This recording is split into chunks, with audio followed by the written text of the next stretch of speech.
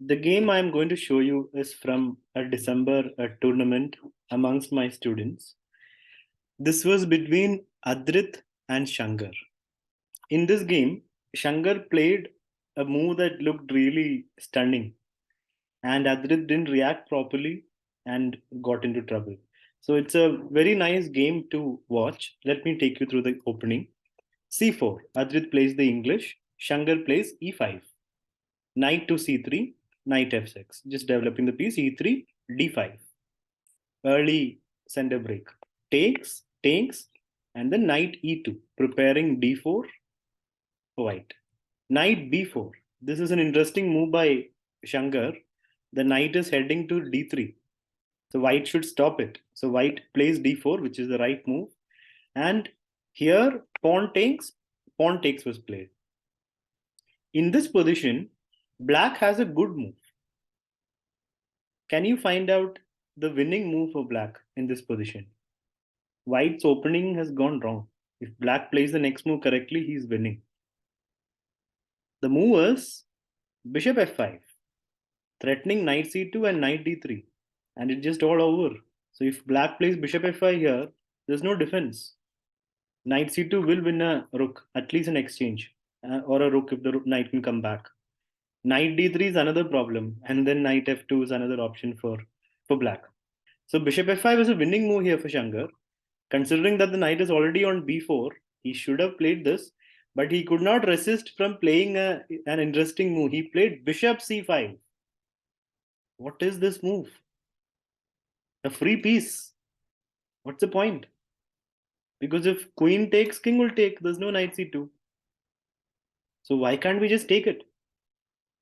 The point is, if you take it, there is knight d3 check, and that is just crushing. Now the king has to move and the knight f2 check, or knight b2 actually. Knight f2 or knight b2, both are equally good. You're winning the queen.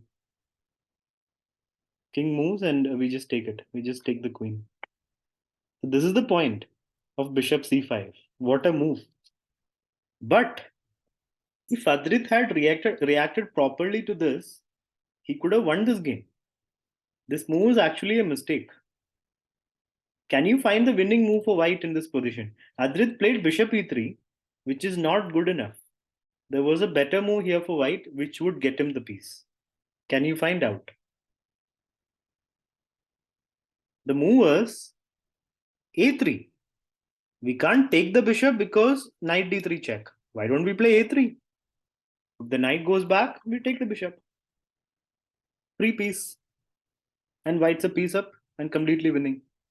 This was possible after bishop c5. So even though bishop c5 looks like a stunning move, it is stunning, but only because you can't take it. But there was still a3. Adrit didn't play it. He didn't react properly. He actually played very fast. When someone plays a move like bishop c5, you got to stop, think about the options. I mean, it can't be good, right? White's pieces are active enough and there's pawn in the center, so white should be good. So he should have spent more time here. This is a lesson to everyone. When you're in the opening, don't hesitate to take your time when there is a surprise in front of you. When your opponent has played something interesting or surprising, take your time, get to the bottom of it. Adrit played bishop e3, and this is probably why he lost the game.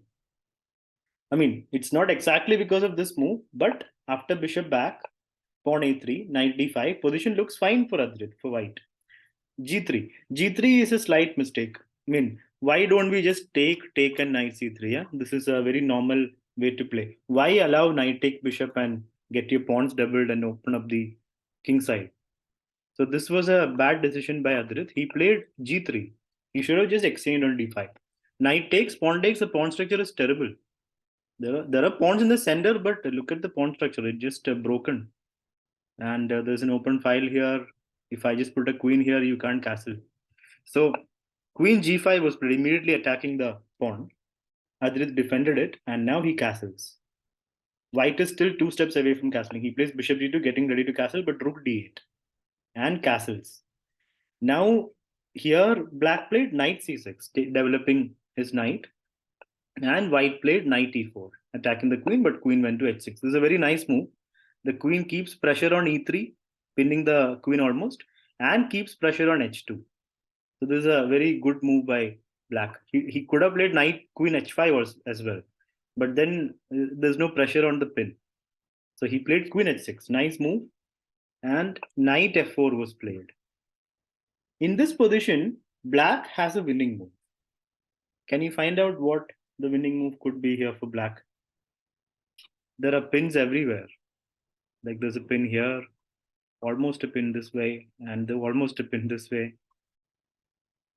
White's pieces look active, but they're not. The correct move here is knight takes d4.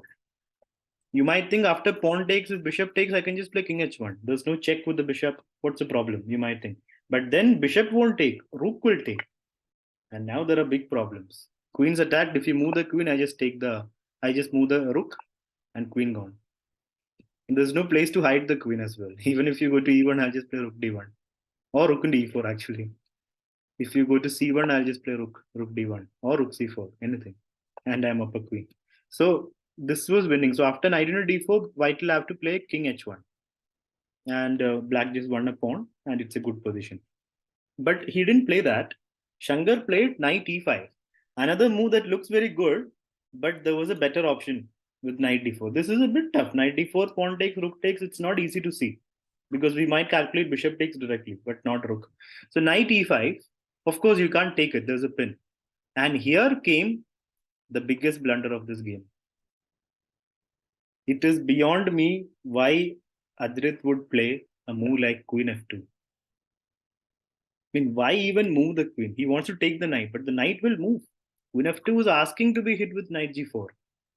Knight g4 is not a threat right now because we can just play bishop f3 and queen is defending the h pawn. There's no mate there. So, for example, if I play normal move like rook e1, let's say, giving extra support here, and black plays knight g4, just bishop f3 or even h3. Bishop f3 is fine because h2 is guarded by the queen, so there's no mate. I mean, there's no mate. h3 is also fine, kicking the knight back. This was fine. But then after knight e5, Adrit played the biggest blunder of the game, queen f2, and that's it. Knight g4, queen gone. I mean, you'll have to stop the mate with h4 or h3, but then you lose the queen. He played queen f3 and just got mated. So probably the opening surprise that Shankar played must have tilted Adrit. Like he must have got surprised a little bit, and that affected his decision making in the process. Because there are some very basic mistakes in this game, but it was a good win for Shankar. He got rewarded for playing this bishop c5 move in the opening. This is what forced Adrit to play bishop e3 instead of the winning move a3. And from there, the pawn structure became bad. And from here, he went on to win the game. So a very beautiful opening move by Shankar. Even though it's a blunder, it's still a beautiful move.